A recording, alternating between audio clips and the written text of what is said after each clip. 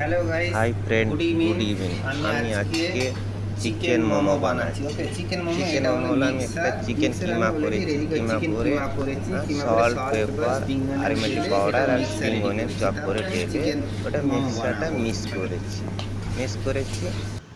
তারপরে আমি ময়দা নিয়ে একটু জল নিয়ে মানে ময়দার ডো মেরেছি। ময়দার ডো মেরে দেখো আমার ডোটা সফট হয়ে গেছে। এটা